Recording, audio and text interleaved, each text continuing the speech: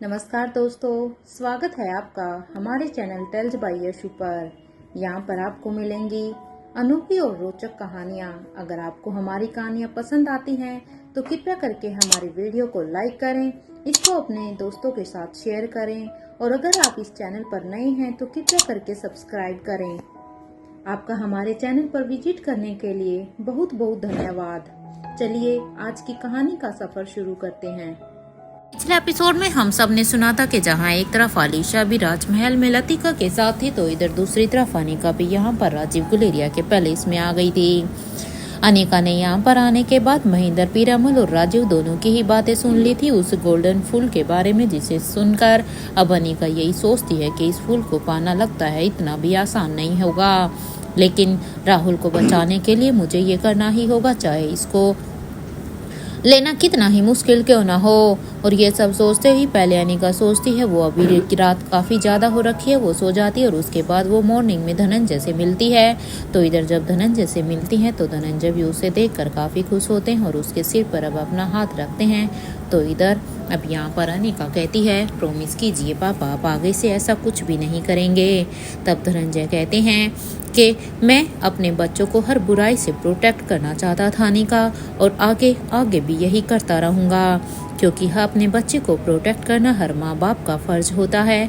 इसलिए मैं भी बस अपना फर्ज ही निभा रहा हूँ और जब तक मैं जिंदा रहूंगा तब तक मैं अपने हर एक फर्ज को इसी तरह से निभाता रहूंगा। सॉरी बेटा। इधर धनंजय की इस बात पर अब अनिका कहती है ठीक है पापा, अगर आपको यही लगता है तो फिर ठीक है। इधर अब उसकी बातों को सुनने के बाद अब धनंजय कहता है देखो अनिका, इसमें नाराज होने वाली बात नहीं है। अब तुम ही से सोचो, तुम्हारे भी तो 3 बच्चे हैं ना, तो जब तुम्हारे बच्चों के ऊपर बात आती है तो तुम सबसे पहले बच्चों को प्रायोरिटी पर रखती हो ना।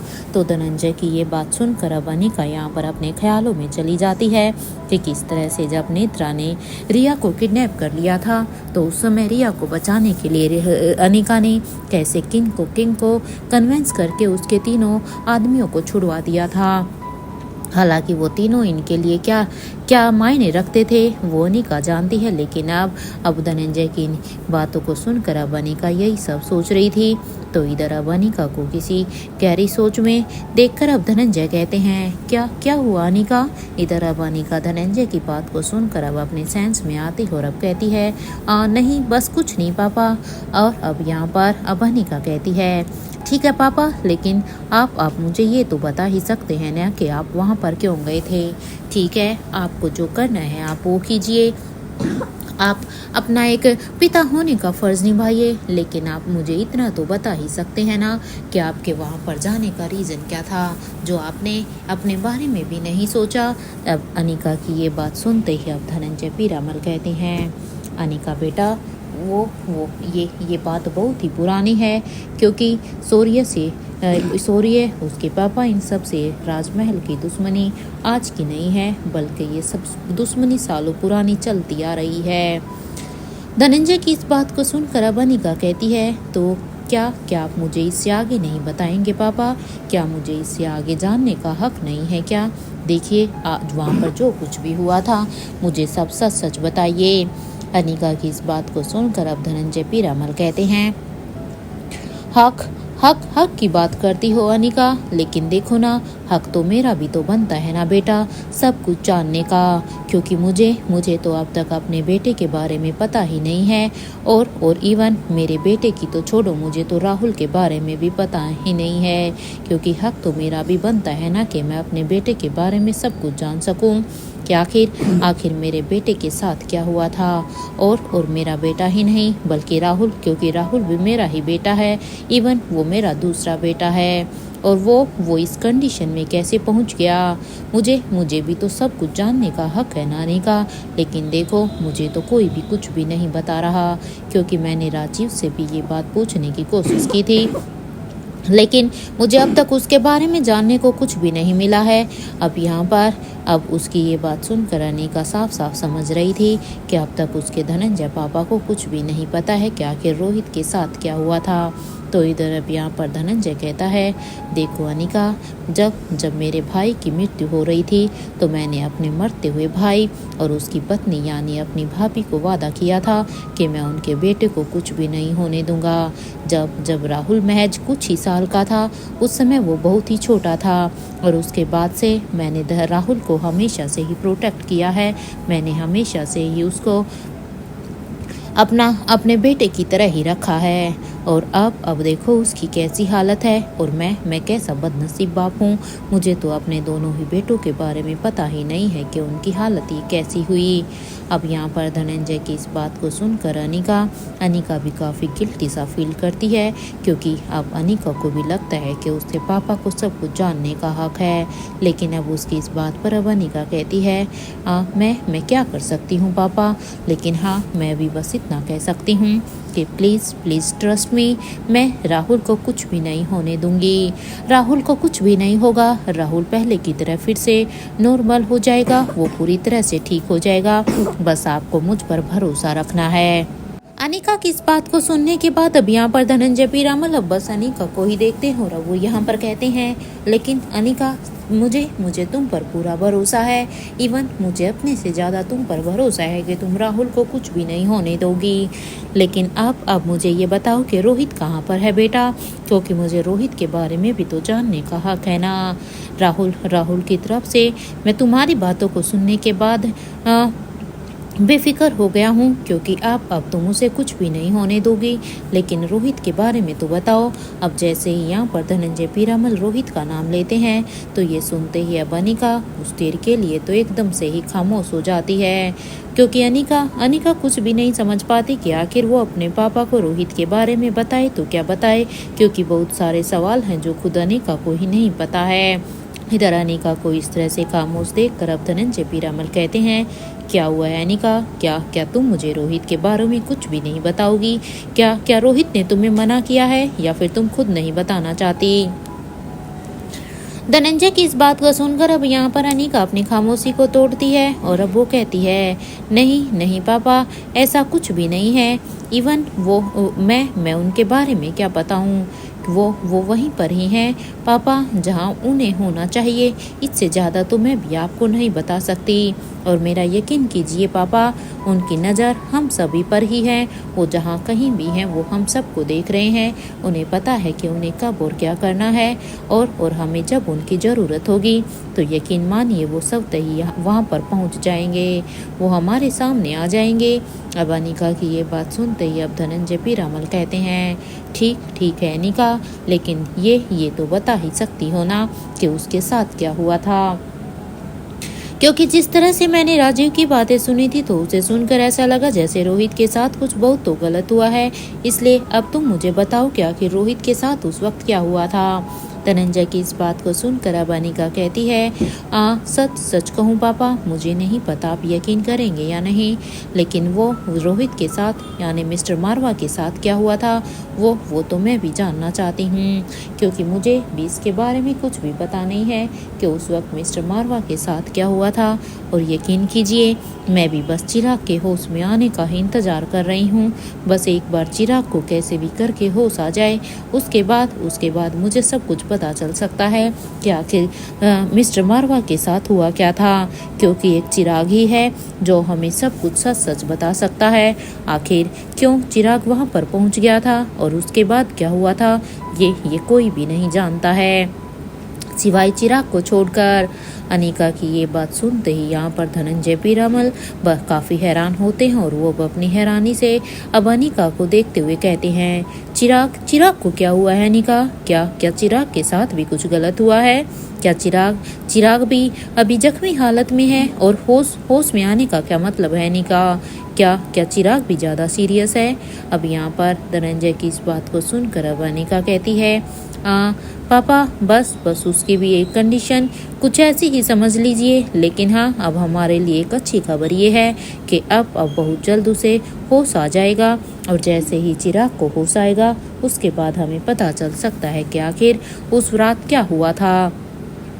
यहाँ अनिका और धनंजय ये दोनों ही आपस में ही बातें कर रहे थे कि तभी अचानक से उनके कानों में एक आवाज़ आती है जो आवाज़ उनके पीछे से थी कि अनिका अनिका आप यहाँ पर कब आई, और हमें आपने यहाँ पर आने से पहले बताया क्यों नहीं। अगर आप यहाँ पे आते तो हम पहले थोड़ी सी तैयारी कर लेते। इधर जैसे ही ये आवाज़ धनंजय और अनिका के कानों में गई, ये सुनते ही वो जब दरवाजे की तरफ दोनों देखते हैं तो वहाँ पर कोई और नहीं बल्कि अंजलि मामी खड़ी थी, क्योंकि अंजलि मामी यहाँ पर धनंजय पीरामल के कमरे की तरफ ही आ रही थी। जब उन्हें आलिशा कहीं पर भी दिखाई नहीं दी तो जब वो यहाँ पर आती है तो सामने अनिका को देखकर खुद अंजलि मामी के चेहरे पर काफ़ी खुशी होती है। इधर अंजलि मल्होत्रा को देखकर अब अनिका कहती है, मामी आप ठीक तो है ना। इस बात पर अब अंजलि मामी कहती है, बेटा हम तो बिल्कुल ठीक हैं, हमें क्या हो सकता है। लेकिन वो क्या है ना कि हम सुबह से ही आलिशा को ढूंढ रहे हैं, हमें आलिशा कहीं पर दिखाई नहीं दे रही। क्या आप बता सकती हैं कि आपने यहाँ पर आलिशा को कहीं देखा है। वो क्या है ना कि हम उसके रूम में गए थे लेकिन वो अपने रूम में नहीं थी। जब से हमें आलिशा अपने रूम में नहीं मिली तब से हम उसको लेकर थोड़े से चिंतित थे, और इसलिए हमने सोचा कि हम यहाँ पर धनंजय भाई के कमरे में आकर देखते हैं, क्या पता वो यहाँ पर इनके साथ हो। लेकिन देखिए हमें आलिशा तो नहीं मिली, लेकिन हमें आप यहाँ पर मिल गई। इधर यहाँ पर जैसे ही अंजलि मामी ने ये कहा तो अंजलि मामी की इस बात को सुनकर अब यहाँ पर धनंजय पीरामल काफ़ी हैरान हो जाते हैं, क्योंकि आलिशा कहीं नहीं मिल रही, इसका क्या मतलब हो सकता है। इसलिए अब वो हैरान होकर अब कहते हैं, आलिशा कहाँ है, इसका क्या मतलब है अंजलि, क्या वो यहाँ पर पैलेस में नहीं है। धनंजय पीरामल की इस बात पर अब यहाँ पर अनिका कहती है, पापा मामी जी देखो आप दोनों परेशान मत होइए, क्योंकि मुझे आलिशा के बारे में पता है कि आलिशा कहाँ पर है। अब जैसे ही अनिका ने ये कहा तो वो दोनों हैरानी से बस अनिका को ही देख रहे थे कि आखिर आलिशा कहाँ जा सकती है। अब उन दोनों को अपनी तरफ इस तरह से देखता हुआ देखकर अब अनिका उनकी हैरानी को दूर करते हुए कहती है, जैसे आप दोनों को आलिशा की चिंता है ना, वैसे ही आलिशा को भी तो अपनी बेटी और रानी माँ यानी मेरा मतलब है बड़ी रानी की चिंता है, क्योंकि उनकी अब एक माँ भी है, उनकी एक बेटी भी है।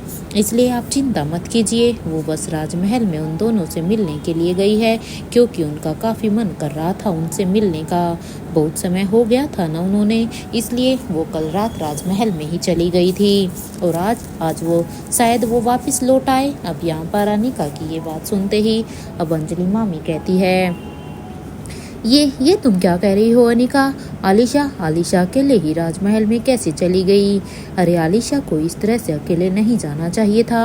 अगर किसी को कुछ भी पता चल गया कि वो जिंदा है तो फिर तो बहुत बड़ा अनर्थ हो जाएगा, और वैसे भी उसका अकेले जाना बिल्कुल भी सेफ नहीं था। एनीवे मैं भी उसके पापा यानी कि राजीव को अभी सब कुछ बताती हूँ कि किस तरह से आलिशा यहाँ से चली गई, क्यों अब वो ही ये सब कुछ संभालेंगे, क्योंकि अब वही कुछ कर सकते हैं। और यहाँ पर ये चिंता करते हुए अंजलि मामी अब ये कहते हुए वहाँ से जाने लगती है, और वो सीधे ही राजीव के कमरे की तरफ जाने लगती है। तो वहीं उन्हें इस तरह से जाता हुआ देखकर अब अनिका ने देखा वो काफ़ी टेंशन में है, इसलिए अनिका उन्हें रोकने ही वाली थी। इससे पहले कि अनिका उन्हें रोकती कि तभी धनंजय पीरामल अब अनिका को ही रोक लेते हैं और कहते हैं, नहीं बेटा उन्हें जाने दो, क्योंकि वो अब नहीं मानेंगी, क्योंकि अंजलि एक बार जो ठान लेती हैं वो वही करती हैं, इसलिए उन्हें राजीव को वो बताने दो। और वैसे भी अनिका बेटा आप यहाँ पर हमसे ही मिलने के लिए आई थी या फिर आपको कुछ और बात करनी है। वैसे आप अचानक यहाँ पर कैसे आई। वैसे सच कहूँ तो मुझे बहुत ही अच्छा लगा कि तुम एटलीस्ट मुझसे यहाँ पर मिली। अब धनंजय की ये बात सुनते ही अनिका कहती है, पापा मेरे लिए आपसे मिलना सच कहूँ तो एक फर्स्ट प्रायोरिटी है, क्योंकि यहाँ पर तो सिर्फ और सिर्फ मैं आपसे ही मिलने के लिए आई थी। और वैसे मुझे राहुल की भी चिंता है। जहाँ एक तरफ धनंजय और अनिका दोनों ही बातें कर रहे थे तो वहीं दूसरी तरफ इधर अंजलि मल्होत्रा अभी यहाँ पर राजीव गुलेरिया के कमरे के पास जाकर खड़ी हो जाती है। वो अब तक यहाँ पर पहुँच चुकी थी और वो अब राजीव के कमरे के दरवाजे को अब नॉक करने लगती है। इधर कुछ ही देर के इंतजार के बाद जब दरवाज़ा नहीं खुला तो अब वो कहती है, अब ये राजीव भी कहाँ जा सकते हैं। सच सच में ये बाप और बेटी ने मिलकर तो मुझे परेशान करना शुरू कर दिया है। अरे ये आलिशा कोई छोटी बच्ची है क्या? हाँ, और अब तो इस राजीव का भी पता नहीं है। एक तो आलिशा वहाँ पर राजमहल में चली गई और ऊपर से ये राजीव कहाँ जा सकता है। यही सोचकर ही अब अंजलि अब और भी जोर जोर से दरवाजे को नॉक करने लगती हैं कि आखिर राजीव दरवाजे को खोल क्यों नहीं रहा।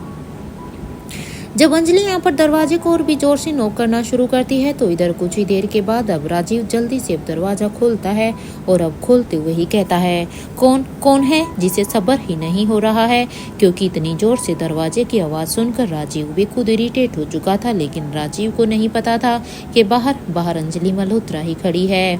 इधर ये खोल कहते हुए वो जब सामने अंजलि को देखता है तो अब अचानक से वो एकदम से ही पूरी तरह से शांत होता है और अब अपने आप को शांत करते हुए कहता है, क्या हुआ है अंजलि? तुम ऐसे क्यों नॉक कर रही हो? ऐसा लग रहा है जैसे पता नहीं तुम्हारी कौन सी ट्रेन निकली जा रही हो। इधर राजीव को ऐसे बाथरूम में देखकर अब अंजलि मामी कहती है, सॉरी राजीव, मुझे लगा कि तुम हमेशा की तरह जल्दी उठकर रेडी हो गए होगे, इसलिए मैं दरवाजे को बार बार नॉक कर रही थी कि अभी तक दरवाज़ा क्यों नहीं खुला।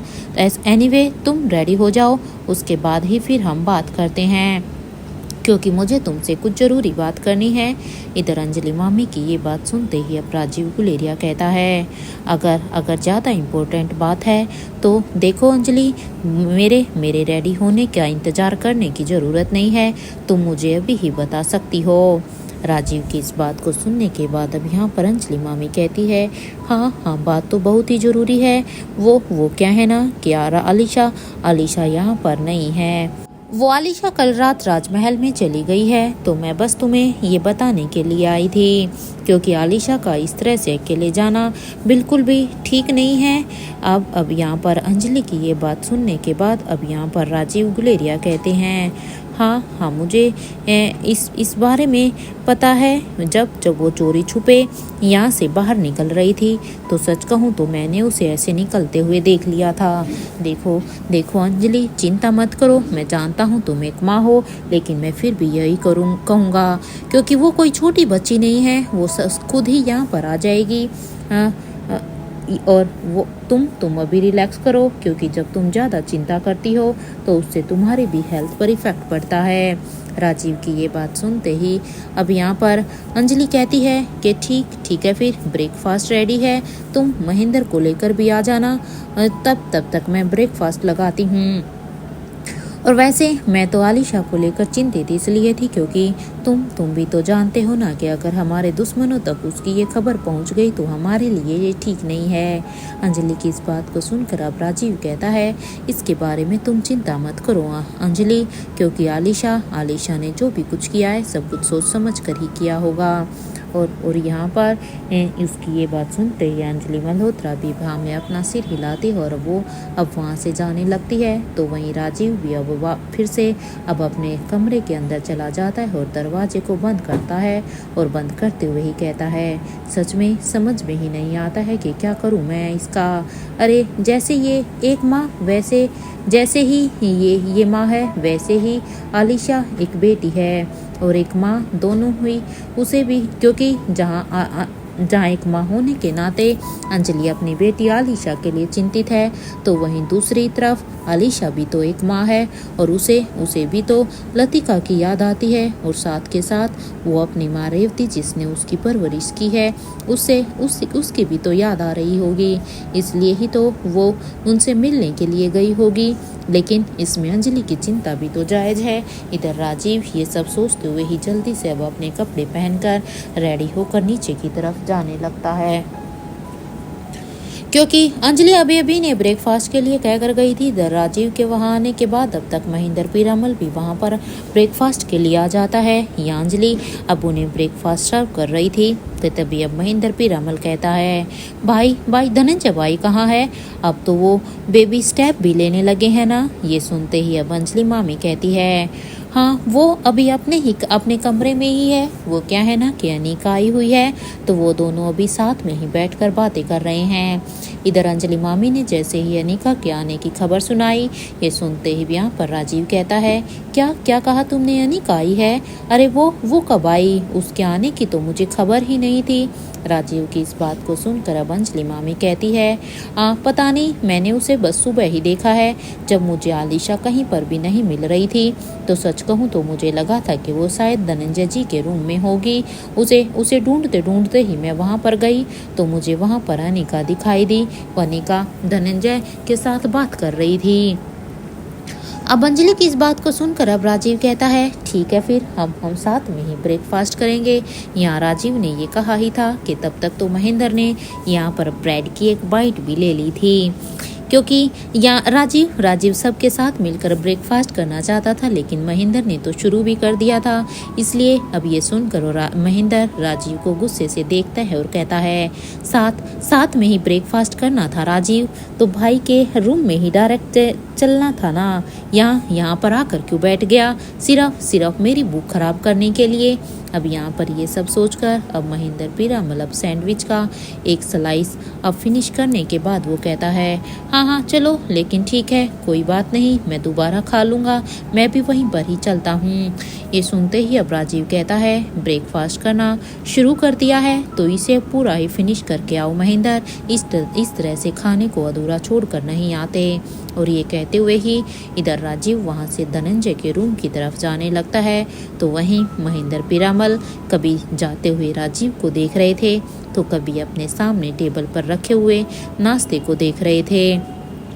उन्हें कुछ भी समझ में नहीं आ रहा था कि वो अभी राजीव के साथ साथ धनंजय पीरामल के कमरे की तरफ बढ़े या वो अभी यहाँ पर अपना ब्रेकफास्ट फिनिश करे। तो इधर कुछ देर के सोचने के बाद अब फाइनली वो कहते हैं, मैं एक काम करता हूँ, मैं सच में पहले ब्रेकफास्ट ही कर लेता हूँ, क्योंकि इस राजीव के चक्कर में तो नहीं तो मैं भूखा मर जाऊँगा। वैसे भी पता नहीं ये कब क्या कुछ करता रहता है, इसलिए अब इससे पहले ये कुछ और नया करे, मैं अपना पेट ही भर लेता हूँ। और ये कहते हुए अब वो यहाँ पर अंजलि मामी से कहते हैं, अंजलि वो जरा मुझे ऑमलेट देना और एक और स्लाइस सैंडविच की भी देना। इधर महेंद्र की ये बात सुनते ही अब अंजलि मामी कहती है, क्यों नहीं। वो अब महेंद्र की प्लेट में अब वो सारी चीज़ें दे देती है और यहाँ महेंद्र भी अब अपना बड़े ही मज़े के साथ अब अपने ब्रेकफास्ट को फिनिश करने में लग जाता है। एक तरफ जहाँ महेंद्र अब अपना ब्रेकफास्ट ही करने लगता है तो वहीं दूसरी तरफ अब तक राजीव भी यहाँ पर धनंजय के कमरे के पास पहुँच चुका था। और इधर वहाँ पर जाने के बाद अब वो यहाँ पर, क्योंकि धनंजय के कमरे का दरवाज़ा खुला हुआ था, इसलिए राजीव अब जल्दी से उसके कमरे के अंदर पहुँच जाता है। और वहाँ अनिका को देखकर अब राजीव कहता है, अनिका बेटा आप यहाँ पर, what a present of surprise. अब राजीव की ये बात सुनते ही अनिका कहती है, हाँ राजीव अंकल, वो क्या है ना कि पापा की चिंता हो रही थी तो बस उनसे मिलने के लिए आ गई, सोचा एक बार अपनी आंखों से इन्हें देख लेती हूँ और इन्हें अपने आप थोड़ा सा अभी ऑब्जर्व भी कर लेती हूँ कि क्या सच में ये पूरी तरह से ठीक है या नहीं। अनिका की ये बात सुनते ही अब राजीव कहता है, अनिका ये तुमने बहुत ही अच्छा काम किया, लेकिन अच्छा हुआ जो तुम यहाँ पर आ गई, क्योंकि मुझे आपसे कुछ ज़रूरी बात करनी है रोहित मारवा से रिलेटेड, क्योंकि ये बात उन्हीं के रिलेटेड है, शायद ये हमारी कुछ हेल्प कर सकता है। अब राजीव की ये बात सुनते ही अब अनिका राजीव के बिना कहे ही समझ गई थी कि ये बात ज़रूर उस गोल्डन फ्लावर से ही रिलेटेड करती होगी, क्योंकि अनिका जब यहाँ पर इस पैलेस में आई थी तो उन्होंने राजीव और महेंद्र की बातों को सुन लिया था, तो अब अनिका साफ समझ जाती है। लेकिन अब राजीव की ये बात सुनते ही जहाँ अनिका भी ये सब सोच रही थी तो इधर धनंजय पीरामल कहते हैं, तुम्हें ऐसी भी क्या बात करनी है राजीव जो तुम मेरे सामने नहीं कर सकते हो, और वो भी मेरे बेटे के बारे में। देखो राजीव, भूलो मत, रोहित मेरा बेटा है और एक बाप होने के नाते मेरा पूरा का पूरा हक है कि मुझे अपने बेटे से रिलेटेड सब कुछ पता होना चाहिए। इसलिए देखो, मेरे बेटे के बारे में तुमने पहले भी मुझे नहीं बताया था, अभी भी मैं साफ कह रहा हूँ, अब मैं पूरी तरह से ठीक हो चुका हूँ। इसलिए जो भी बात करना चाहते हो यही मेरे सामने करो। इधर धनंजय की ये बात सुनते ही अब राजीव कहता है, अगर ऐसी ही बात है तो सुनो, रोहित को ठीक करने का एक ही उपाय है। मैंने एक पुरानी किताब में उस उपाय को ढूंढा है। वो यहाँ से कुछ ही दूरी पर एक आइलैंड है। यहाँ पर राजीव ने अभी इतना ही कहा था कि तभी अब सभी के कानों में एक आवाज आती है, भाई ये वही आइलैंड है जिसे बड़ी रानी माँ ने बनवाया था। जैसे ही सभी के कानों में ये आवाज़ जाती है तो वो सभी अब उस तरफ देखने लगते हैं। तो वहाँ पर कोई और नहीं बल्कि अपना ब्रेकफास्ट फिनिश करने के बाद महेंद्र पीरामल आकर खड़ा हो जाता है। महेंद्र को वहाँ पर देखकर अब धनंजय पीरामल कहते हैं, क्या हुआ है महेंद्र, साफ साफ कहो कि मामला क्या है। धनंजय की ये बात सुनते ही अब महेंद्र पीरामल कहता है, भाई ये राजीव उस किसी और आइलैंड की नहीं बल्कि उस फ्लावर आइलैंड की ही बातें कर रहा है। अब ये सुनते ही मानो धनंजय पीरामल को एक जोर का शौक लगता है, मानो उन्हें 440 वोट का झटका लगा हो और वो इधर अब अपनी जगह पर उठकर खड़े हो जाते हैं और अब वो कहते हैं, एक मिनट राजीव, तुम अपनी बात को पूरा करो जाओ, क्योंकि मैं तुम्हारे मुंह से भी सुनना चाहता हूँ कि आखिर तुम आगे क्या कहना चाहते हो। उसके बाद ही मैं कुछ कहूँगा। तुम्हें उस आइलैंड पर क्या चाहिए राजीव। अब यहाँ पर धनंजय की ये बात सुनते ही अब राजीव कहता है, देखो धनंजय, मुझे उस आइलैंड से और कुछ नहीं चाहिए। मुझे वहाँ पर उस आइलैंड का वो गोल्डन फ्लावर चाहिए है। जैसे ही धनंजय ने ये नाम सुनकर तो मानो धनंजय के एकदम से ही होश उड़ गए थे। पहला शौक तो उसे यहाँ पर इस आइलैंड के बारे में सुनकर लगता है और दूसरा इस फूल के बारे में सुनकर लगता है। इधर उनका ऐसा रिएक्शन देखकर अब अनिका, क्योंकि अनिका उन्हें जब से महेंद्र ने ये बात कही थी तब से वो धनंजय को ही ऑब्जर्व कर रही थी, उनके एक्सप्रेशन को देख रही थी, तो इसलिए ये सब कुछ समझकर अब अनिका कहती है, क्या बात है पापा, आप इस तरह से रिएक्ट क्यों कर रहे हैं। उस आइलैंड में कोई प्रॉब्लम है क्या। ऐसी क्या बात है जो आपके इमोशंस इस तरह से चेंज हो रहे हैं। इस बात पर अब धनंजय पीरामल कोई भी जवाब नहीं देते। वो कुछ पल के लिए खामोश रहते हैं और वो अब उस रूम की बालकनी में जाकर अब अपनी ही एक गहरी सोच में चले जाते हैं। इससे पहले कि वो यहाँ पर कुछ भी कहते कि तभी उनकी नज़र अब सामने से आसमान से उनकी तरफ आ रहे एक गरुड़ पर जाती है। जैसे ही धनंजय पीरामल अब उस गरुड़ को देखते हैं तो वो उस गरुड़ को बड़े ही ध्यान से देखते हैं और वो जैसे ही गरुड़ अब इनके सामने आता है तो अब वो गरुड़ यहाँ पर उनके साथ अब आई कॉन्टैक्ट करने लगता है। इधर कुछ ही देर के बाद अब यहाँ पर धनंजय पीरामल अब कहते हैं, तुम जाकर उसे इन्फॉर्म करो कि मैं पूरी तरह से ठीक हूँ, उन्हें चिंता करने की ज़रूरत नहीं है। इधर धनंजय की ये बात सुनते ही वो गरुड़ भी अब आसमान में उड़ने लगता है। इधर अनिका जो कि यहाँ पर धनंजय पीरामल के ही पीछे खड़ी थी, अनिका ने ये सब कुछ अपनी आंखों से देख लिया था। ये सब कुछ अनिका ने, क्योंकि अनिका भी खुद इनकी लैंग्वेज को जानती थी, इसलिए अनिका को पता चल गया था कि इस गरुड़ को जरूर उसकी माँ ने ही भेजा होगा। इधर यहाँ पर राजमहल में लतिका अभी आलिशा को देखकर काफ़ी खुश होती है, क्योंकि जैसे ही राजमहल में यहाँ पर लतिका की आंखें खुलती है तो अपनी मोम को यहाँ पर आलिशा को देखकर वहीं वो काफ़ी खुश होती है, क्योंकि काफ़ी वक्त के बाद वो अपनी रानी माँ को अपनी आंखों के सामने देख रही थी। तो वहीं आलिशा भी अब यहाँ पर लतिका के साथ काफ़ी खुश थी और आज आलिशा अब अपने हाथों से लतिका को रेडी करते हुए कहती है, देखिए लतिका, हम यहाँ पर अभी आपसे मिलने आए हैं। ये बात काफ़ी टॉप सीक्रेट ही रहनी चाहिए, इसलिए देखो बेटा, आप प्रॉमिस कीजिए कि आप किसी को भी हमारे बारे में कुछ भी नहीं बताएंगी कि हम यहाँ पर आपसे मिलने के लिए आए थे। Promise me Latika. अब यहाँ पर अपनी रानी माँ की बात को सुनकर अब लतिका कहती है, पक्का प्रॉमिस रानी माँ, लेकिन आपको भी हमसे एक प्रॉमिस करना होगा।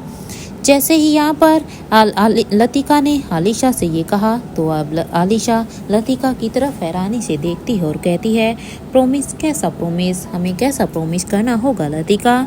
तो यहाँ पर लतिका कहती है, आप हमसे प्रॉमिस कीजिए कि आप हमसे मिलने के लिए रोज आएंगी।